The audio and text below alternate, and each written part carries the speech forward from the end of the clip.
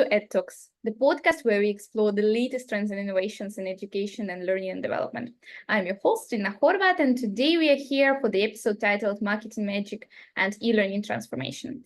Our guest for today is Mike Taylor, a learning consultant at Nationwide, and Mike is also an adjunct instructor at Franklin University and an ATD facilitator, leading interactive sessions for professionals. Hi, Mike. It's lovely to see you today.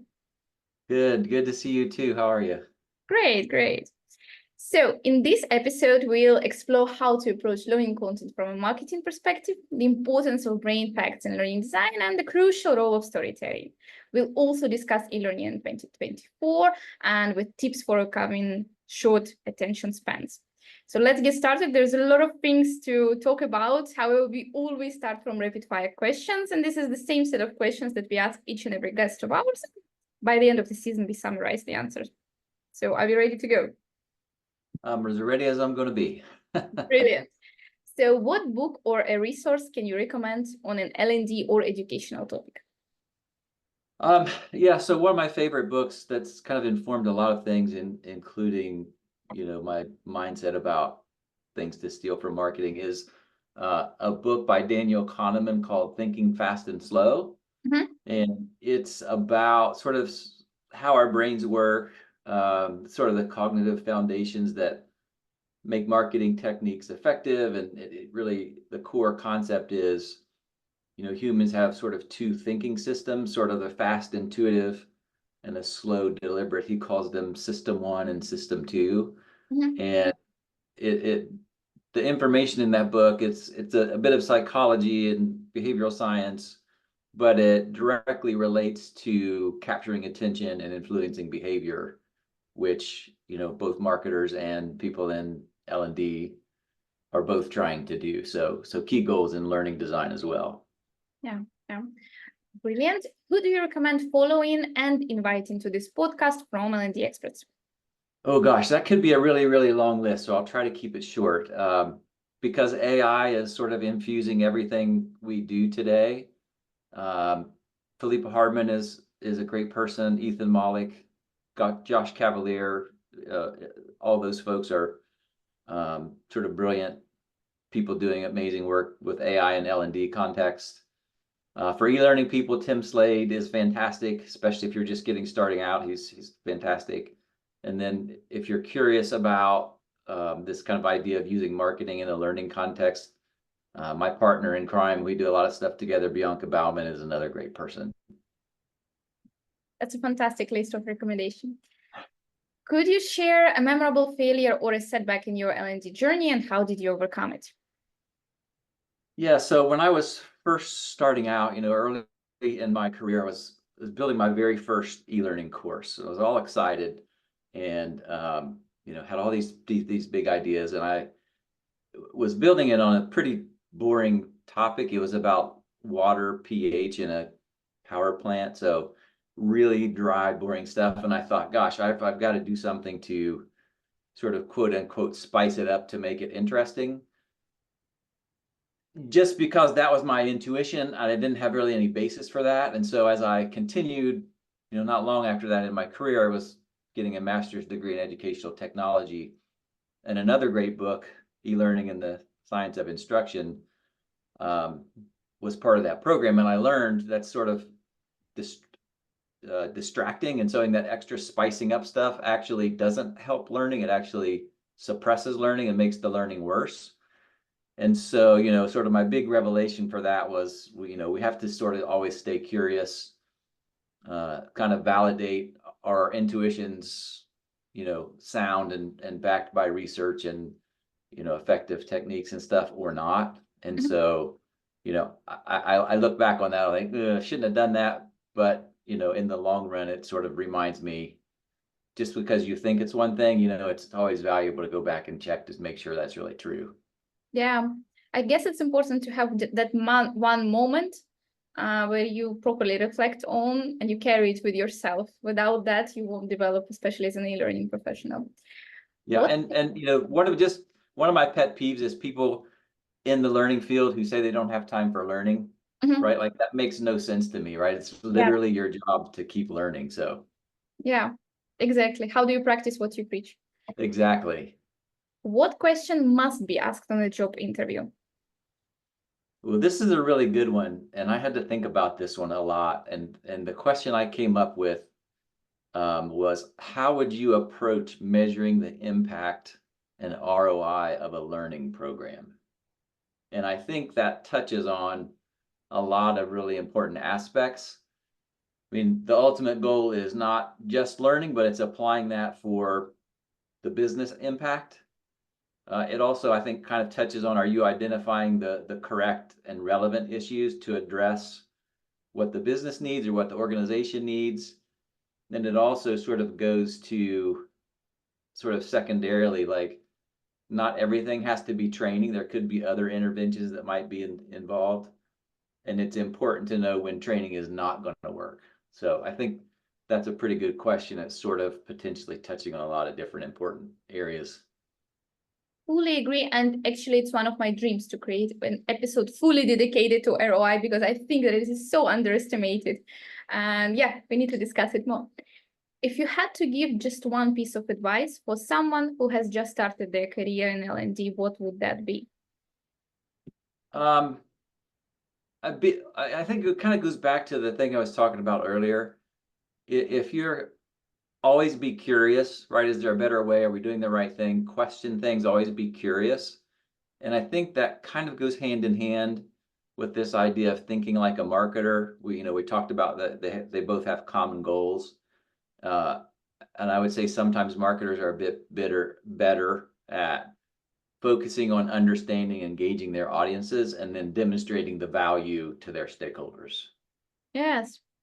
And that brings us to the main topic of our conversation, actually, one of the main topics, which is marketing insights for L&D. I'm a long-time follower of your newsletters, of your content on LinkedIn, of the articles, and I know that there is a book coming up pretty soon for you, right?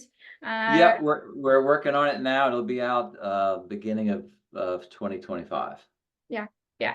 So I'm curious, why did you decide to approach e-learning content from a marketing perspective? Yeah, like I said, now a couple of times, we may say it a couple more times before we're done, right? Like marketers and learning professionals, we've got the same goals. We're trying to get people's attention. We're trying to influence their behavior. So same goals. And I would propose that in general, they're very different approaches. Mm-hmm. So, the example I use a lot of times is, if you were going to the training department to have them make an ad to sell hamburgers, you'd get a billboard with bullet points and text and facts and figures. And there's a reason you've never seen one of those in the real world. You've never seen a billboard that way. So marketers use much more emotion, sort of that psychology of system 1 and system 2 thinking, speaking to the primal brain. And just marketers, I think in whole, sort of understand that need to speak to our subconscious thinking. And what happens in most behaviors is we make subconscious decisions and then backfill the logic. So we think we're being logical, but we're really not being logical. So if we give somebody a bunch of facts and figures, it's pretty well established that facts and figures aren't very persuasive. And using things like emotions, stories, those type of things are much more effective. I'm curious, if the goal is the same, to gain attention, right? And there has to be obvious value in every learning content. I mean, by default, why would you do a learning content if it's not valuable, if it's not necessary for your learner? But why do you think then the results are so different? Marketing does achieve their goal in gaining attention. We, on the other hand, use bullet points, just like you mentioned. So what's the reason for that? What do you think? I think there's a couple of things. I think one, marketers are held to sort of support their results. So for example, I run an ad campaign and I increase sales, and I can connect that directly. Now, for learning, I understand that can be difficult at times. But for marketers, right, they're inherently connected to what's the outcome, and they have a lot better sort of technology stack to be able to track that, especially digital marketing. They can track Facebook ads to sales, right? Like they can connect all of that stuff from end to end, which is a huge benefit for them. I think it's also why they probably typically get bigger budgets and maybe the proverbial seat at the table that L&D is always sort of dreaming for. So I think they also understand the constraints that they're facing. You know, people really don't pay attention to much. I mean, we're bombarded with tens of thousands of impressions coming at us, you know, all day, every day. And I feel like marketers understand that, and they know they've got to do something to break out of the box and do something different, do something attention getting, as compared to, you know, a lot of people in L&D, they think if I put a course into LMS, everybody's going to look and go Mhm. find it. And it's just not the case. And it's such a different contrast from start to finish. So my next question would be regarding the facts about the brain that marketers use that often. And of course, in your LinkedIn, you post many of them. And what's strange for me is that we've got so many books learning how to learn, learning how the brain works, etc., etc. We know how the memory works. We know how retention works. We know about metacognitive knowledge, and etc., etc. However, marketers use some facts that are just, you know, up to a point, and they do get results. So are there any facts that we do not pay attention to? Maybe we haven't just seen them yet. Maybe they were not that obvious to pay attention to, that you think that you should pay attention to. Yeah, I think, well, there's a bunch, but I think one of the biggest and most important ones that often gets missed when we're talking about learning and development and instructional design and that sort of stuff, it is the importance that emotion plays. So it's really important for emotion and for memory formation and recall and all that stuff. There's a lot of research supporting all that stuff. So kind of back to us being bombarded by so much media and so many visual inputs and stimulus every day, right? Our brain, at some point, a lot of that just looks the same. Our brains are really, really super efficient at filtering out stuff we don't think is important. Mm-hmm. So if we're seeing a lot of the stuff and it's just all the same, our brain is wired to ignore it. And we're really wired to notice differences, things that contrast, things that are unusual. And those are the kind of things that get our attention. To your earlier point, like we can't just do crazy things to get attention and not have substance behind it. We have to have both of those things. But, you know, there are some crazy statistics about how much our subconscious versus conscious brain processes. And so our conscious brain processes about 40 bits of data per second, whereas our subconscious brain processes about 11 million, which is pretty staggering difference. You think about the power of those two types of thinking. And that's, you know, the basis for the need to speak to our subconscious.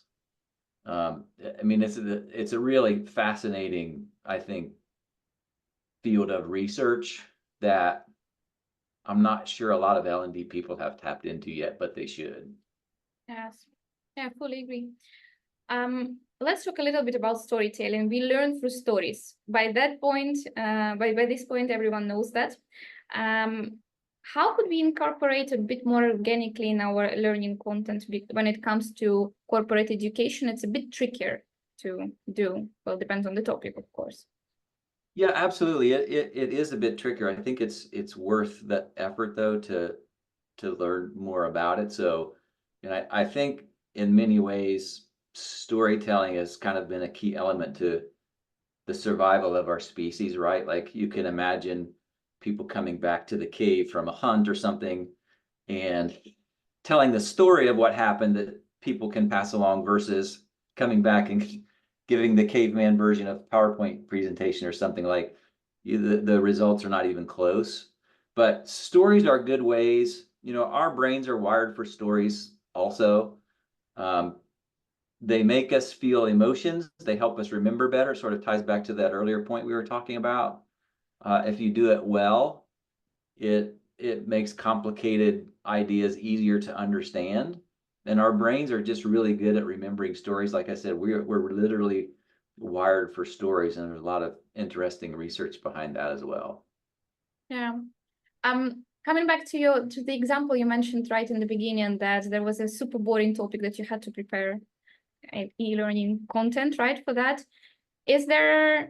what would you have done differently? So how would you, if we take quite boring topic, let's imagine, I'm not sure, but some agriculture, I don't know, mechanism, how it works, and something from this area. Is there anything that what we could do to spice up the and overcome the short attention span in this case?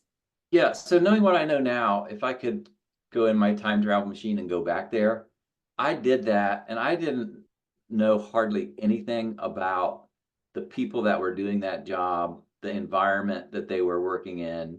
Why was this topic important?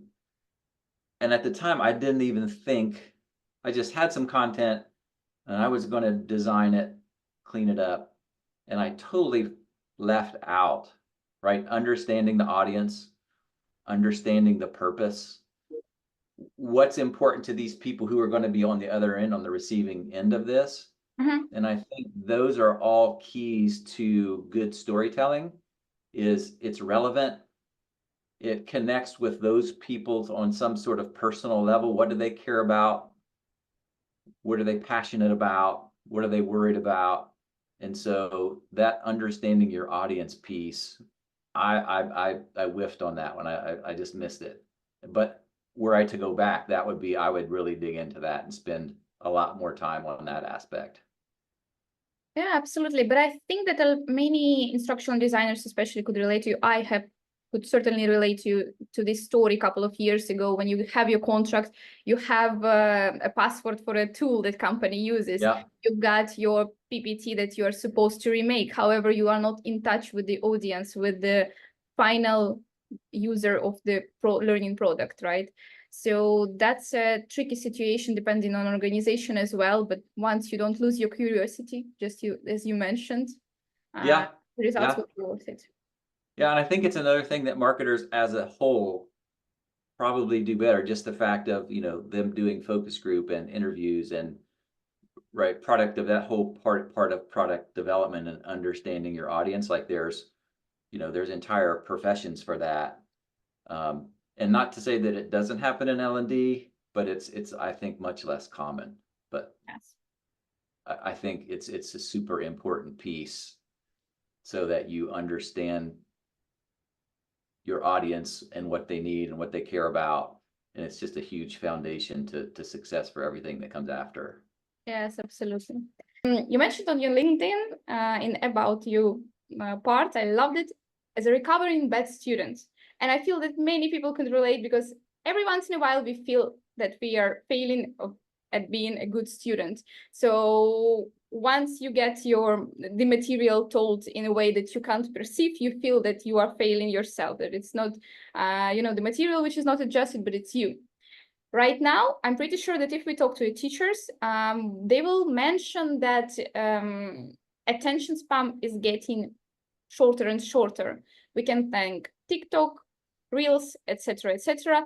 But right now, I wouldn't like to talk about, how the next generation is not going to be able to learn or anything like that, or criticize the technology. What I would love to talk about with you is how do we leverage this, right? Because I'm sure there is a way, perhaps through EdTech. So what advice would you give to e-learning developers who struggle to implement EdTech or to leverage this? We are used to a super well-made content, right now. It's all Yeah. So I think I actually like a lot of stuff on, Instagram and TikTok and this stuff. I don't think there's ever going to be a time when everything is micro learning or everything is e-learning or everything is any one particular modality of learning. I think we have an opportunity, especially since the pandemic, now that so many people are working remotely. I think it's an opportunity for us to look at what we're doing, and some things fit the micro learning format perfectly, and that's awesome. Some things require a little bit deeper dive. Maybe there's some sort of space learning over time, and it's about getting the right mix and the right balance for whatever situation you're in. You know, that's another marketing thing. Marketers always think in terms of campaigns. They realize can't run an ad one time and expect everybody to run out and buy my product. So you see it on your phone, you see it on the billboard, you see it on TV commercials, you see it online, and so it's getting that right mix and sort of coming up using another marketing term, sort of a content strategy. Where are my people? How do I reach them? What do they care about? If I understand them well, what part of the process in? So in marketing, they talk about a marketing funnel. So I wouldn't talk to somebody or try to teach somebody the same way if they are maybe freshly out of school and young versus older, close to retirement, right? Like if I was talking about financial topics to those type of groups, that messaging and the format and the modality would probably be very different based on the audience. And so segmenting people is another thing also. It's hard to sometimes to give a one size fits all sort of message and delivery. Oftentimes one size fits all means one size fits none. And so, you know, segmenting is yet another thing that we could sort of steal from marketers as well. And if we dive deeper a little bit into the segmenting, is there any observations that you could share with us, like something that works well with specific category? It just goes sort of back again to sort of understanding your audience. You know, this could be, you know, United States, we were just talking, is a huge place, right? So people in one region may have a different dialect and different viewpoints and different ways of talking about things as somebody in another region, or European countries, another thing, right? If you're a company that serves all of those, you even have different languages to deal with and stuff like that. So it's really understanding your audience, like we've now said several times. And then there's also marketers have some technology that not a lot of L&D people use that make segmenting easier. So for example, you know, I'm a huge fan of email marketing tools, which let you do a whole host of things, including segment audiences. So I can give unique messages to certain segments of my audience, or, you know, I can do something sort of a drip campaign and I can dynamically generate content. So let's say I've got a learning campaign for, I don't know, installing refrigerators, and I can send the first email and then follow up with that based on what people do or don't do. So everybody who opened the first email and viewed the video, maybe they get an ebook follow-up. Whereas I can have another branch of that runs automatically. If they didn't open it after 3 days, I'll send them a reminder message or some other different format. And so that's one of the reasons I like those email tools so much, is because you can set up those sort of journeys or campaigns, and they just really run themselves based on what people are doing. So you get some degree of personalization built into it. Yeah. And right now the technology offers us to make it automated and quite fast. It's not that big of a deal as it was in the past, right? Like a couple of years. There's marketing automation and no code tools, and you know, the possibilities of what you and I can do without being developers. It's pretty exciting and amazing, and I think still not a lot of people are aware of that yet. Yes, that's true. Since we started talking about tech, let's dive into this a little bit more. Is there any particular skills in 2024 that developers should pay a bit closer to in terms of adopting EdTech? Maybe not specific tools, but something that everyone should be doing right now, since AI has changed the world for the last couple of years, and it's going to, you know, it's going to become bigger whether you want it or not. So how do we prepare for that?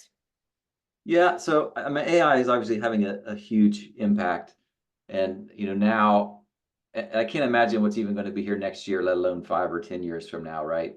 So even today, I can go to one of these AI tools and say, you know, generate images, build me a landing page. I don't have to code that; it'll code it for me. Like there's tons of stuff like that. So AI, I'll just say blanketly, probably infuses everything else we're probably going to talk about.